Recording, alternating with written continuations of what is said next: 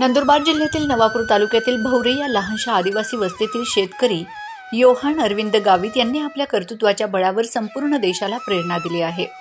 पारंपरिक शेतीला आधुनिकतेची जोड देत त्यांनी पिंजऱ्यातील मत्स्य व्यवसायातून असामान्य यश प्राप्त केले आहे।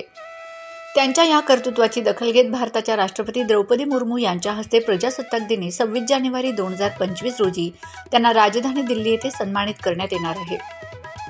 योहान गावित यांनी नवापूर तालुक्यातील भवरे या संपूर्ण आदिवासी वस्ती असलेल्या गावात 8 वर्षांपूर्वी आपल्या पारंपरिक शेतीसोबत मत्स्यपालन व्यवसाय सुरू केला। मत्स्य व्यवसायाला चालना देण्यासाठी त्यांनी प्रधानमंत्री मत्स्य संपदा योजनेअंतर्गत शासनाकडून 60% अनुदान मिळवले। या योजनेतून त्यांना 18 पिंजरे उभारण्यासाठी सुमारे 32.40 लाख रुपयांचं अनुदान मंजूर झालं। योहान गावित यांनी या आर्थिक सहाय्याचा योग्य तो उपयोग करीत आपल्या गावातील तलावात अत्याधुनिक पद्धतीने मत्स्यपालन सुरू केले आणि आज या मत्स्य व्यवसायातून लाखोंचं उत्पन्न घेत आहेत। रोहन गावित यांच्या यशस्वी कामगिरीची दखल थेट राष्ट्रपती यांनी घेतली असून येत्या 26 जानेवारी रोजी दिल्ली येथे योहान गावित यांचा सन्मान केला जाणार आहे। सलाउद्दीन लोहार, प्रश्नचिन्ह न्यूज, शहादा।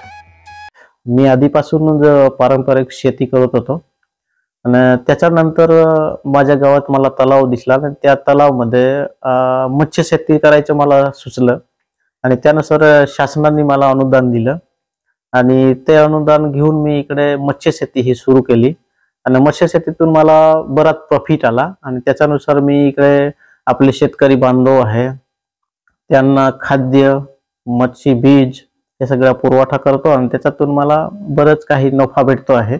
त्याच्यानुसार माझी मच्छी शेती हे डेव्हलप होऊन राहिली।